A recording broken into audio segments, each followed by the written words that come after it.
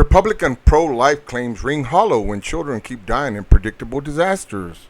Hola, primas y primos. Bienvenidos a Nuevo Mundo. This is for educational purposes only.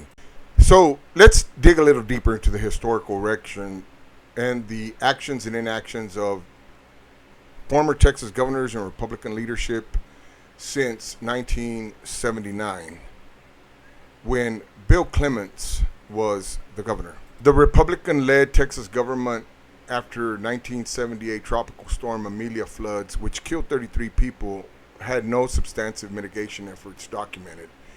And after the 1987 Guadalupe River flash flood, which killed 10 teenagers at the Pot of Gold camp, again, no substantive mitigation efforts are documented. Even though the 1987 camp tragedy exposed lethal gaps in the flood alerts, no statewide emergency communication network, including sirens, was implemented in Kerr County or anywhere around the Guadalupe River basin. In fact, construction in flood-prone areas just continued without enhanced restrictions, just pretending like no kids had died in 1978 and 1987. So what did Rick Perry, Republican Rick Perry, do after the 2002 Independence Day floods, where 12 deaths occurred? Well, he requested federal disaster designation for 17 counties, a reactive measure, not prevention. This is according to NPR.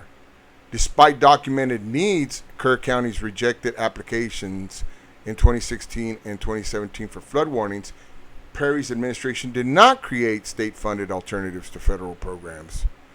And finally, development in vulnerable areas like the river camp fronts and the RV parks persisted without mandatory evacuation plans or site modifications. So what about all this Republican right to life jibber jabber? How does that line up with what's been happening? Well, they supported Trump-era cuts to FEMA's BRIC program, which was $4.6 billion, and a flood mitigation assistance, which directly undermined child safety in the flood zones. Perry dismissed climate science role in intensifying storms, calling it a contrived, phony mess in 2010 in his book, hindering infrastructure upgrades. Does political action and rhetoric match up? Well, after the 2025 Kerrville deaths, Senator Ted Mascarriata Lambehuevos Cruz dismissed critiques as partisan acts, while Governor Hot Wheel Abbott deferred solutions to future legislative sessions, despite, so far, 54 children drowning since 1978 in similar events. Reactive cycles. Each disaster spurred temporary aid, such as declarations and relief funds, but no investment in life-saving preventions, such as sirens or camp regulations. Now, the partisan barriers are Republican leaders who try to prioritize tax cuts and deregulation over flood resilience grants, rejecting federal aid avenues that could have funded warning systems. The right to life rhetoric rings hollow when preventable child drownings recur decade after decade in identical circumstances because of unheeded warnings, unregulated camps, and defunded mitigation. For the Christian Zionists in the cheap seats, the evidence shows a consistent failure to translate pro-life values into a protective policy for children facing climate-driven disasters. Until Texas prioritizes prevention such as sirens, floodplain buyouts, camp safety laws over reactions, these tragedies are going to continue to repeat. So did Democrats do anything different? Let's find out after 1970 and 87. Well, after the 1978 tropical storm Amelia floods that had 33 deaths, and the 1987 Guadalupe River flood, which had 10 deaths at Pot of Gold camp, Democratic lawmakers pushed for updated floodplain maps and restrictions on new construction in high-risk areas.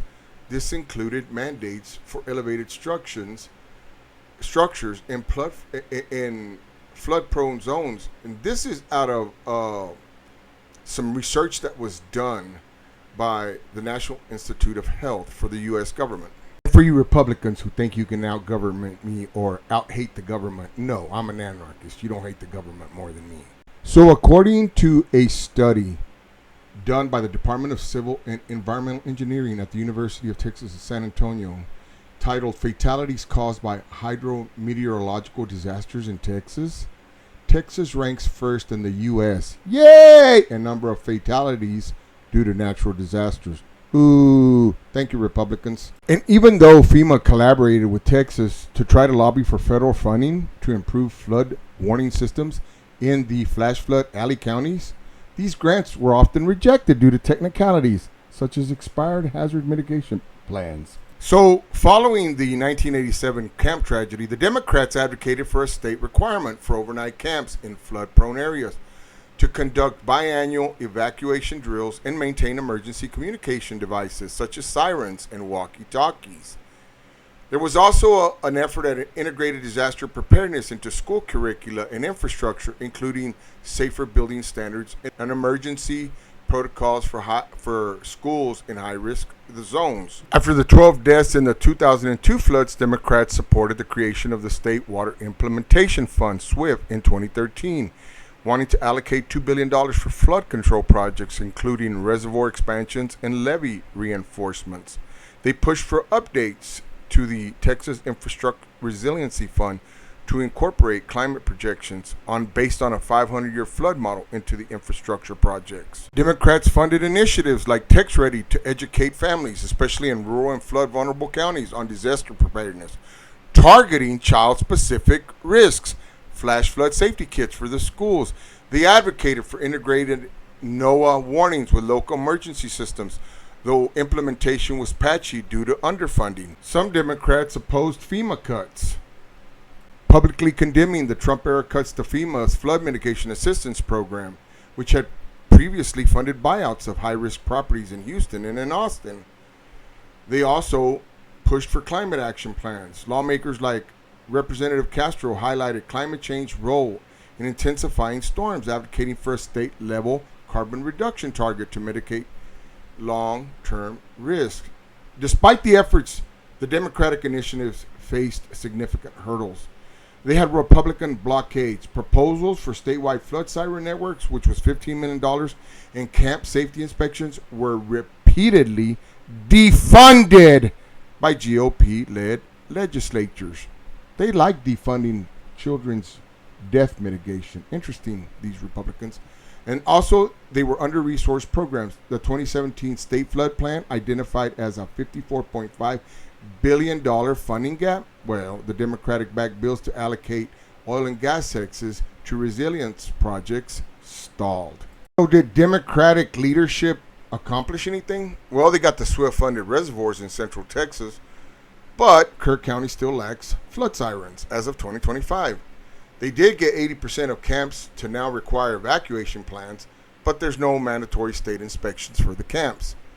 They did get Austin and San Antonio to adopt climate resilience plans, but statewide climate strategy was vetoed by Governor Hot Wheels Abbott. I know there's a lot of weirdo Republican, maggot, crybaby, Trumper cult members that are going like, why are you making this partisan? Well, Democrats spearheaded critical reforms in flood management, school safety, and public awareness, but their impact was often diluted by partisan opposition from the Republicans, and they usually chronically underfunded what they needed to get done. The persistence of tragedies like the 2025 Kerrville floods and the number of children that have drowned despite advanced warnings reveals systemic failures in translating policy into localized protection. Future effectiveness hinges on overcoming the Republicans and the Democrats, who just can't seem to just get rid of those animals to fund life-saving infrastructure and enforce child-centered disaster protocols. I'm an anarchist. I'm not a Democrat, but I'm just trying to show that some efforts were made by the Democratic Party to not kill children. Thank you for coming to my Dad Talk.